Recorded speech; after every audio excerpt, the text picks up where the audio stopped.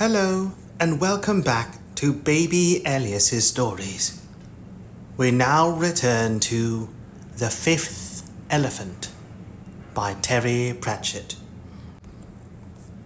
Many thanks to Peter Bleackley for his help with the dwarf opera Bloodaxe and Ironhammer, which was probably a lot better in his version and had a lot more songs about gold. Part 1. They say the world is flat and supported on the back of 4 elephants, who themselves stand on the back of a giant turtle. They say that the elephants, being such huge beasts, have bones of rock and iron, and nerves of gold for better conductivity over long distances. Footnote 1. Not rock and iron in their dead form, as they are now, but living rock and iron. The dwarves have quite an inventive mythology about minerals. They say that the 5th elephant came screaming and trumpeting through the atmosphere of the young world all those years ago, and landed hard enough to split continents and raise mountains. No one actually saw it land, which raised the interesting philosophical question. When millions of tons of angry elephant come spinning through the sky and there is no one to hear it, does it, philosophically speaking, make a noise? And if there was no one to see it hit, did it actually hit? In other words, wasn't it just a story for children to explain away some interesting natural occurrences? As for the dwarves, whose legend it is, and who mine a lot deeper than other people, they say that there is a grain of truth in it. On a clear day, from the right vantage point on the ram tops, a watcher could see a very long way across the plains. If it was high summer, they could count the columns of dust as the ox trains plodded on at a top speed of 2 miles an hour, each pair pulling a train of 2 wagons carrying 4 tons apiece. Things took a long time to get anywhere, but when they did, there were certainly a lot of them.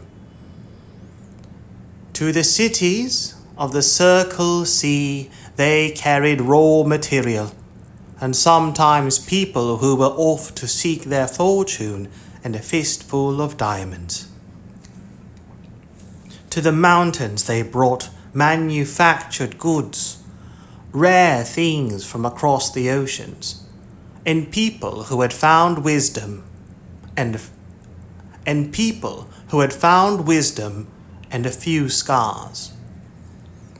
There was usually a day's travelling between each convoy. They turned the landscape into an unrolled time machine. On a clear day, you could see last Tuesday. Heliographs twinkled in the distant air as the columns flashed messages back and forth about bandit presents, cargoes, and the best place to get double egg, treble chips, and a steak that overhung the plate all round. Lots of people travelled on the carts. It was cheap. It beat walking and you got there eventually. Some people traveled for free. The driver of one wagon was having problems with his team. They were skittish. He'd expect this in the mountains, where all sorts of wild creatures might regard the oxen as a traveling meal.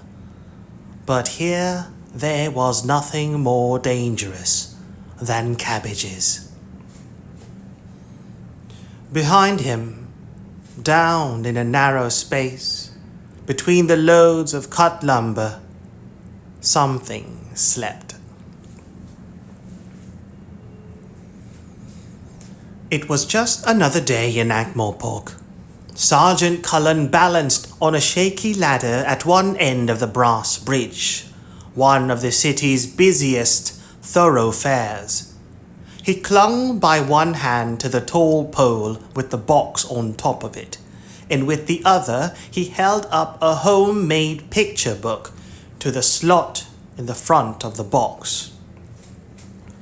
"And this is another sort of cart," he said. "Got it?" "Iss," said a very small voice from within the box. "Okay," said Cullen, apparently satisfied. He dropped the book and pointed down the length of the bridge. "Now, you see those two markers, what has been painted across the cobbles? Iss. And they mean? If a cart's G's tween them in less than a minute's going too fast," the little voice parroted. "Well done. And then you paint a picture, taking care to show driver's face or car license. And if it's night time, you use the salamander to make it bright. Well done, Rodney. And one of us will come along every day and collect your pictures. Got everything you want? Iss. What's that, Sergeant?" Cullen looked down at the very large, brown, upturned face and smiled. "Afternoon, all," he said, climbing ponderously down the ladder. "What you're looking at, Mr. Johnson, is the modern watch for the new millennium.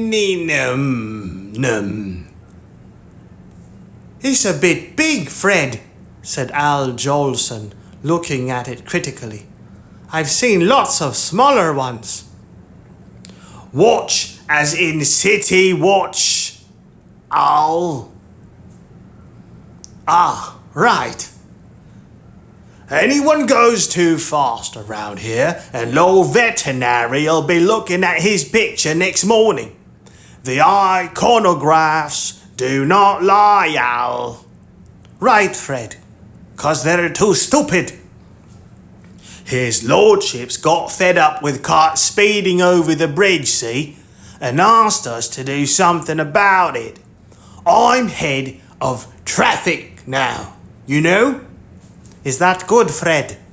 "I should think so," said Sergeant Cullen expansively. "It's up to me to keep the, arteries of the city from clogging up, leading to a complete breakdown of commerce and ruination for us all. Most vital job there is, you could say."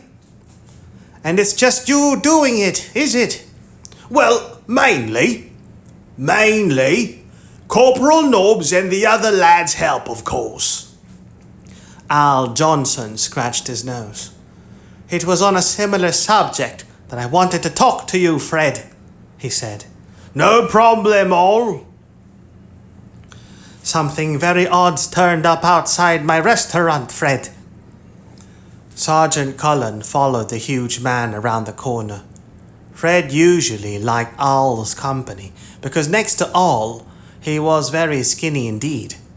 Al Jolson was a man who'd show up on an atlas and change the orbit of small planets. Paving stones cracked under his feet. He combined in one body and there was plenty of room left over, Ankh-Morpork's best chef and its keenest eater, a circumstance made and mashed potato heaven. Sergeant Colin couldn't remember what the man's real first name had been. He'd picked up the nickname by general acclaim, since no one seeing him in the street for the first time could believe that it was all Johnson. That it was all Jolson. There was a big cart on Broadway. Other traffic was backed up, trying to maneuver around it. Had my meat delivered at lunchtime, Fred, and when my carter came out. All Johnson pointed to the large triangular construction locked around one wheel of the cart. It was made of oak and steel, with yellow paint sloshed over it. Fred tapped it carefully. I can see where your problem is right here, he said. So how long was your carter in there? Well, I gave him lunch. And very good lunches you do. All. I've always said. What was the special today? Smitten steak with cream sauce and slumpy and Black Death meringue to follow, said old Jolson. There was a moment of silence as they both pictured this meal. Fred Colin gave a little sigh. Butter on the slumpy? You wouldn't insult me by suggesting I'd leave it off, would you? A man could linger a long time over a meal like that, said Fred. The trouble is, the patrician, all, gets very short about carts parking on the street for more than 10 minutes. He reckons that's a sort of crime. Taking 10 minutes to eat one of my lunches isn't a crime, Fred. It's a tragedy, said all. It says here, City Watch, $15 removal, Fred. That's a couple of days' profits, Fred. Thing is, said Fred Cullen, it'll be paperwork, see? I can't just wave that away. I only wish I could. There's all them counterfoils on the spike in my office. If it was me running the watch, of course. But my hands are tied, see? The two men stood some way apart, hands in pockets, apparently paying little attention to one another. Sergeant Colin began to whistle under his breath. I know a thing or two, said Al carefully. People think waiters ain't got ears. I know lots of stuff, Al, said Colin, jingling his pocket change. Both men stared at the sky for a while. I may have some honey ice cream left over from yesterday. Sergeant Colin looked down at the cart. Here, Mr. Jolson, he said in a voice of absolute surprise. Some complete bastards put some sort of clamp on your wheel. Well, we'll soon see about that. Colin pulled a couple of round, white, painted paddles from his belt, sighted on the watch house semaphore tower peeking over the top of the old lemonade factory, waited until the watching gargoyle signaled him, and with a certain amount of verve and flair ripped off an impression of a man with stiff arms playing 2 games of table tennis at once. Verve, the spirit and enthusiasm animating artistic composition or performance. Vivacity, special ability or talent. Verve, energy, vitality. Verve. Colin pulled a couple of round, white painted paddles from his belt, sighted on the watch house semaphore tower peeking over the top of the old lemonade factory, waited until the watching gargoyle signaled him, and with a certain amount of verve and flair ripped off an impression of a man with stiff arms playing 2 games of table tennis at once. "The team'll be along any minute. Watch this." A little further along the street, 2 trolls were carefully clamping a hay wagon. After a minute or 2, one of them happened to glance at the watch-house tower, nudged his colleague, produced 2 bats of his own, and with rather less Ellen than Sergeant Cullen, sent a signal. Ellen. Vigorous spirit or enthusiasm. After a minute or 2, one of them happened to glance at the watch-house tower, nudged his colleague, produced 2 bats of his own, and with rather less Ellen than Sergeant Cullen, sent a signal. When it was answered, the trolls looked around, spotted Cullen, and lumbered towards him. "Ta-da!" said Cullen proudly.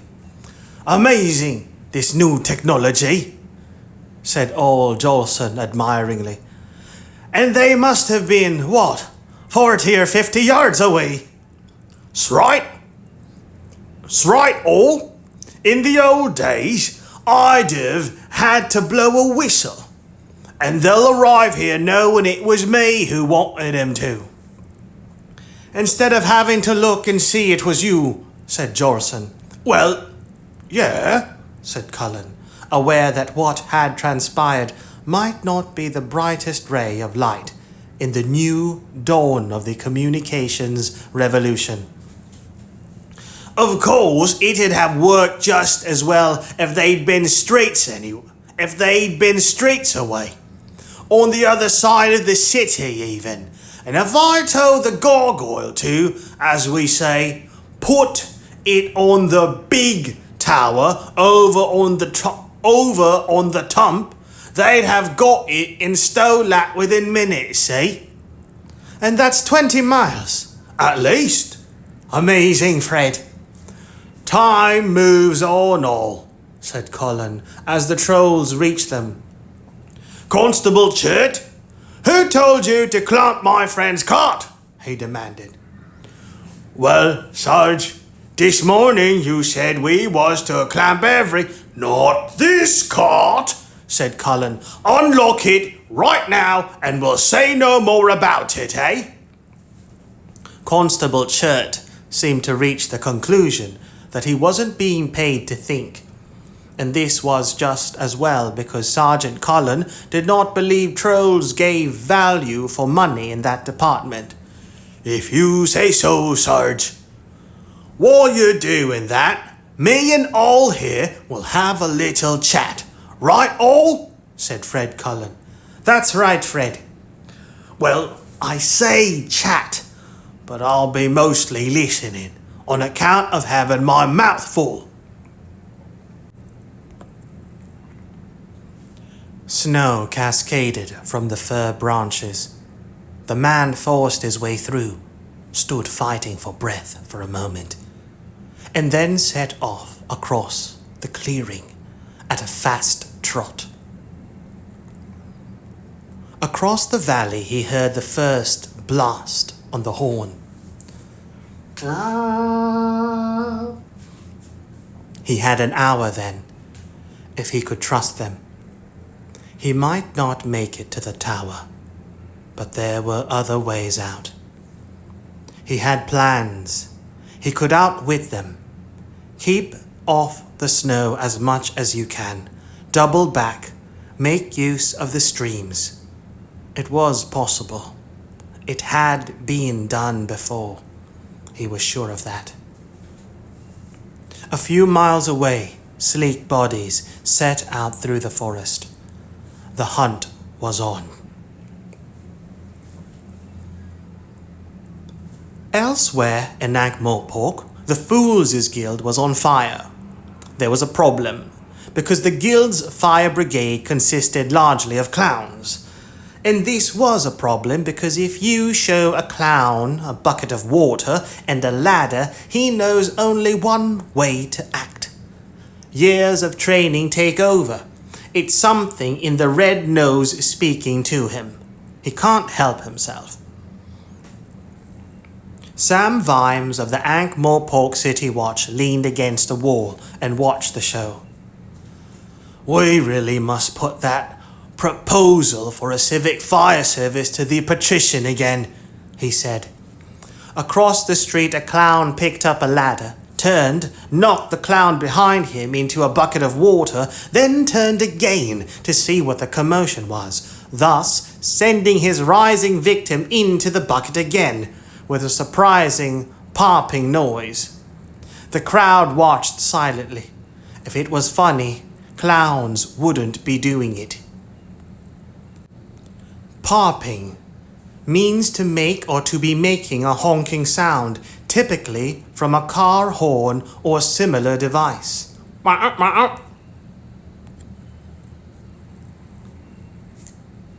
Across the street, a clown picked up a ladder, turned, knocked the clown behind him into a bucket of water, then turned again to see what the commotion was, thus sending his rising victim into the bucket again with a surprising popping noise. The crowd watched silently. If it was funny, clowns wouldn't be doing it. The guilds are all very much against it, said Captain Carrot, Iron Founderson, his second in command, as the clown with the ladder had a bucket of water poured down his trousers. They say it'd be a trespass.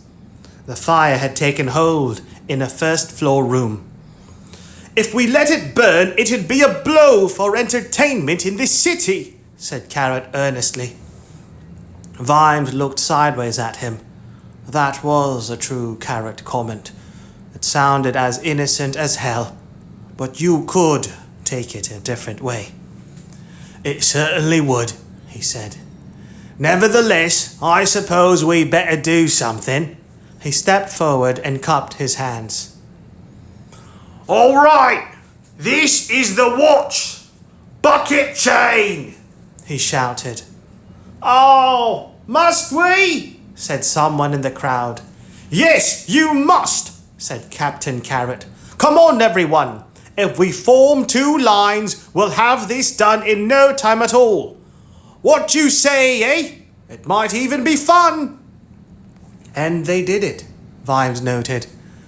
Carrot treated everyone as if they were jolly good chaps.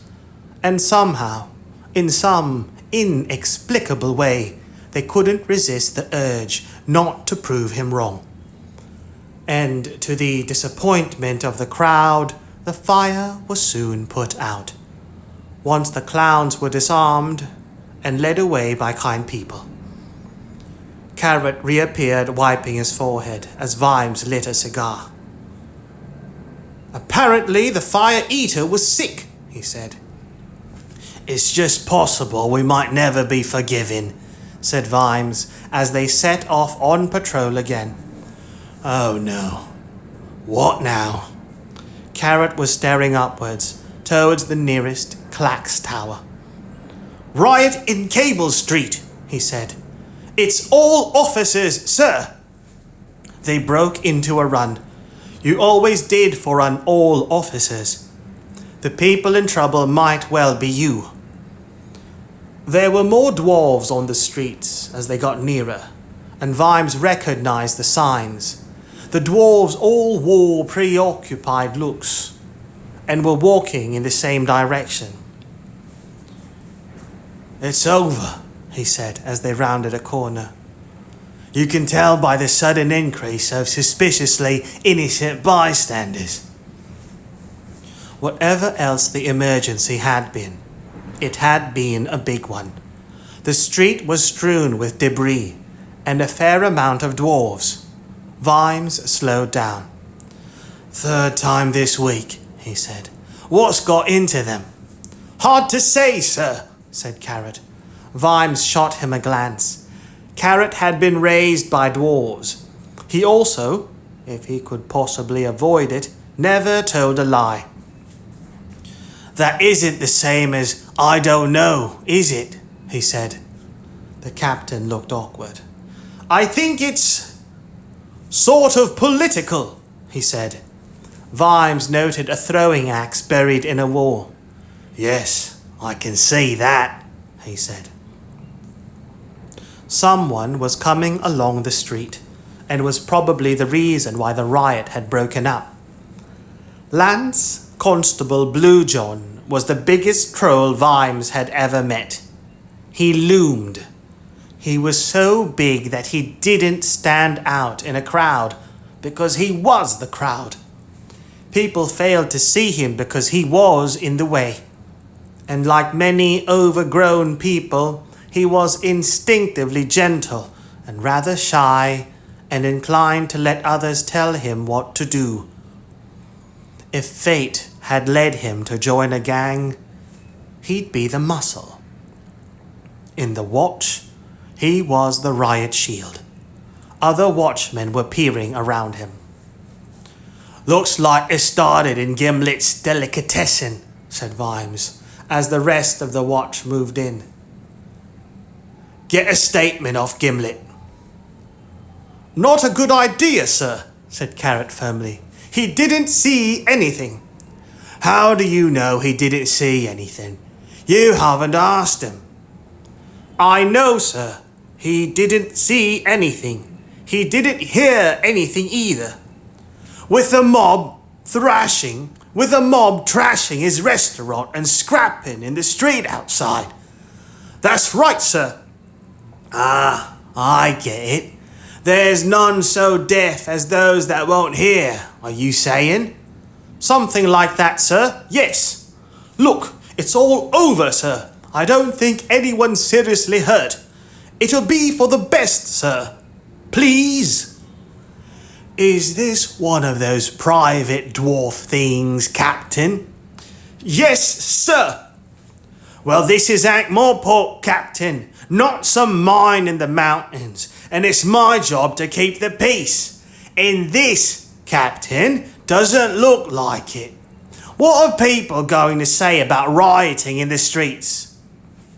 They'll say it's another day in the life of the big city, sir, said Carrot, woodenly. Yes, I suppose they would at that. However, Vimes picked up a groaning dwarf. Who did this? He demanded. I'm not in the mood for being messed around. Come on, I want a name. Haggy Hammer Thief, muttered the dwarf, struggling. All right, said Vimes, letting him go. Write that down, Carrot. No, sir, said Carrot. Excuse me? There is no Aggie Hammer Thief in this city, sir. You know every dwarf. A lot of them, sir. But Aggie Hammer Thief is only found down mines, sir. He's a sort of mischievous spirit, sir. For example, put it where Aggie puts the coal.